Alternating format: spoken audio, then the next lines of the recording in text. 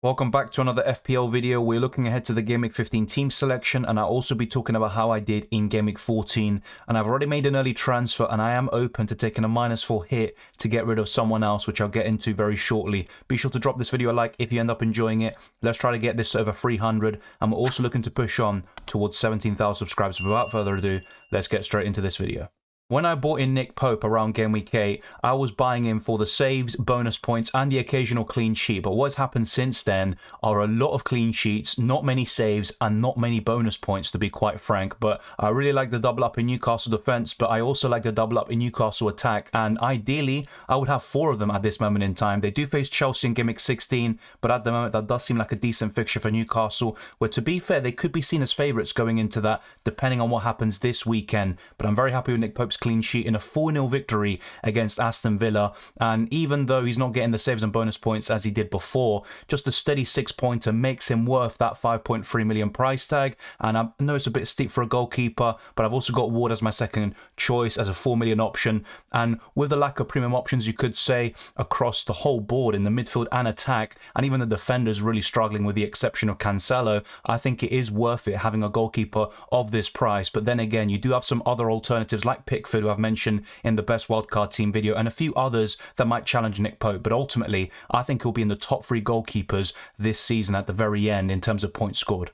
This was probably the best week in terms of my defensive line, so my goalkeeper kept a clean sheet, and the same goes for every single one of these defenders. Ben White was my only transfer last week, and I was expecting an Arsenal clean sheet, despite the fact that they hadn't kept one in the Premier League at the Emirates for quite some time. And there were a few nervy moments in the first half, but Arsenal put all doubts to bed in the second. And you also have other defensive options like Saliba, who got a few bonus points, and also Gabriel, who has the best attacking threat in terms of goals scoring out of those 3, Ben White, Saliba, and Gabriel. White is probably the best in terms of assist threat, and then Saliba is a bonus points machine at the moment. All of those would be season keepers in my opinion. And speaking of season keepers, Cancelo and Trippier, the 2 best defenders in the game. Let me know down in the comment section below who you think is the best one. At the moment, it does seem like Trippier, who produced his first double-digit haul of the season with a clean sheet, 2 bonus points, and also an assist, and an 11 points in a 4-0 victory against Aston Villa. You just can't ask for much more. And Cancelo is just being slow and steady in recent weeks, but he can score goals, he can get multiple assists,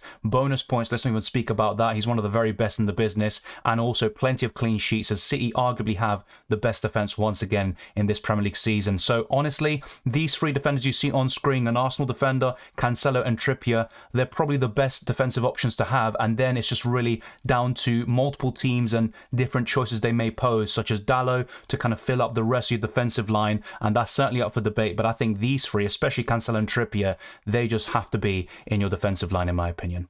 Despite some returns between my 5 midfielders, it was still very disappointing stuff. Bukayo Saka got an assist within the first 5 minutes of the game to set up Martinelli, but then he got injured, and his replacement Reece Nelson got 2 goals and an assist. And then Phil Foden, that's now 2 games in a row in the Premier League where he has been benched, and now he has played 90 minutes against Sevilla on Wednesday night, and that puts Game Week 15 in doubt against Fulham and whether Foden will start or not. Salah continued his really good record against Leeds United. That's now 6 goals in 3 home games against them. But Liverpool succumbed to a 2-1 defeat at home to Leeds United, and that broke Van Dijk's 70-game unbeaten streak at Anfield in Premier League matches. And then Andreas Pereira, whenever I start him, he doesn't really seem to get the returns, and it only is when he's on my bench or comes off the bench from time to time. And as I said with Martinelli, of course, he got the clean sheet point, he got the early goal, but didn't really build on that, which was a bit frustrating. And I thought there would have been much more in terms of points between Ben White, Saka and Martinelli, but still pretty decent returns. At least all of them got something, even though Bukayo Saka obviously had his cameo cut short.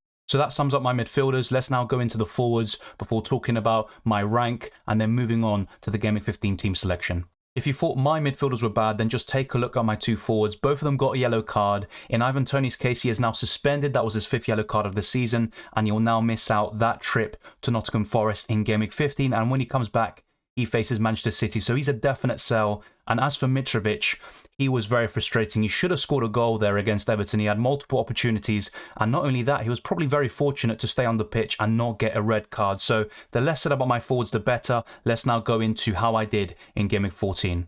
I captained Salah this week, so it was a fairly decent captain, nothing special. 14 points from him. I got 61 points in Gameweek 14 and I got 793 overall, but it wasn't enough and I got a significant red arrow of around a few 100,000 places to 911,000 in the world. It's a really poor start to the season. I was doing much better at this stage of the last campaign, but it is what it is. I'm now looking to bounce back. I've said this quite a few times now, and I think it is possible, but it will be very difficult as a lot of us will have very similar teams. So let's go into the Gameweek 15 team selection and talk about the early transfer that I've made. I have two decent goalkeeper options this week, but I will go for Nick Pope away to Southampton rather than Ward away to Everton. I would just fancy Newcastle's chances a little bit more. They have a much better defence and they're one of the very best teams in the league at the moment. And to be fair, I would rather have double Newcastle attack, but I'm not going to take hits to get rid of Nick Pope or even Trippier, definitely not him. So I think I'm just going to stick with my Newcastle assets for now and go for Nick Pope in goal and not focus on making goalkeeper transfers. I definitely wouldn't recommend it, especially for a hit. So if you have Nick Pope and you want to find a way to get Callum Wilson and Almiron, just stick with what you have and you'll still probably get plenty of points.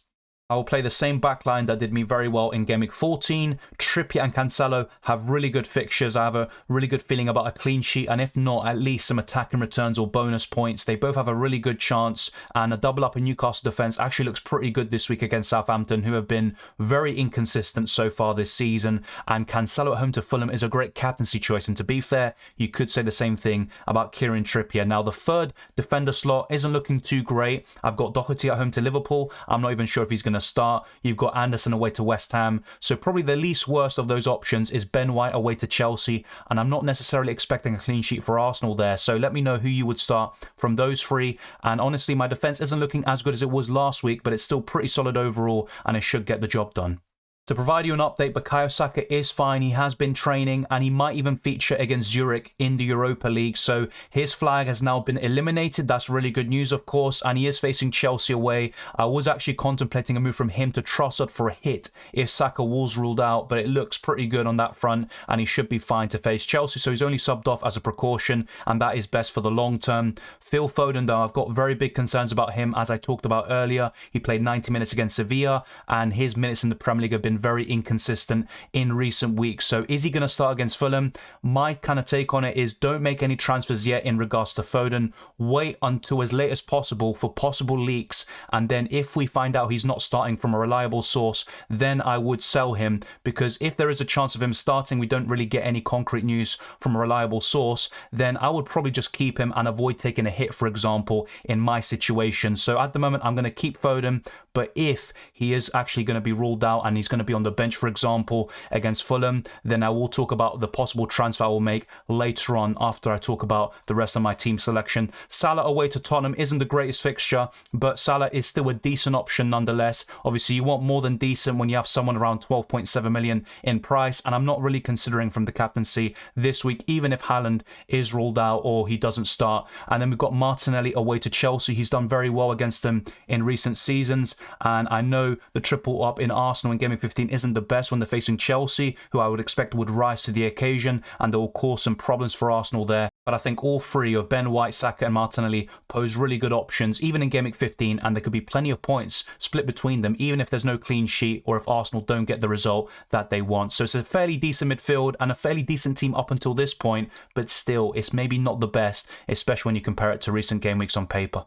And we have the front three, which includes my new signing, Callum Wilson, in for the suspended Ivan Toney. It's a really simple move. I did it before I was going to be priced out, so this was around the Monday. I wouldn't recommend early transfers, to be honest. I just did it because I was going to be priced out and I didn't like the other options below Ivan Toney's price. So I went with Callum Wilson, who has been very consistent in recent weeks, and he also got that mega haul against Aston Villa, a 19-pointer. I'm not really expecting that to happen yet again, but a fairly decent return against Southampton and maybe a goal or assist against Chelsea is definitely possible. Now, with Erling Haaland, the only update we really got this week was that he has ligament damage. He won't play against Sevilla, so Guardiola was telling the truth on that front. And with Haaland, there is a chance he will feature against Fulham, and if not, he will play in the Carabao Cup against Chelsea. So I'm not that convinced if Haaland is going to start or not, a bit like Phil Foden. Those are the two biggest doubts in terms of starts across this starting 11. And I've also got Mitrovic away to Man City, and I would probably start him over Anderson away to West Ham, Doherty at home to Liverpool, and also Andreas Pereira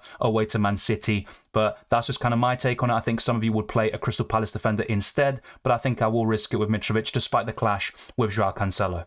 As things stand, I will captain Erling Haaland, but I am also open to captaining either Kieran Trippier, Cancelo, or Callum Wilson. I don't think I would go for anyone else unless I was confident of Phil Foden starting. In that case, I would probably captain him, but he's probably 5th in this list overall. I don't think I'd captain an Arsenal player, so it's between those two Newcastle players you see in the outfield positions, Joao Cancelo, and at the moment, it does lie on Erling Haaland. And in terms of my bench, I've got Ward in goal, Anderson as my first sub, Andres Perez second, and Doherty last on my bench. So that speaks for itself. Now let me show you some other transfers I could make if Erling Haaland or Phil Foden are ruled out, and that will give you a good insight into what I could possibly take a -4 hit for. But of course, I would try to rather keep things as they are, just use the free transfer and then move into Game Week 16 and then maybe make one final transfer before the first half of the season ends and we go up for the World Cup.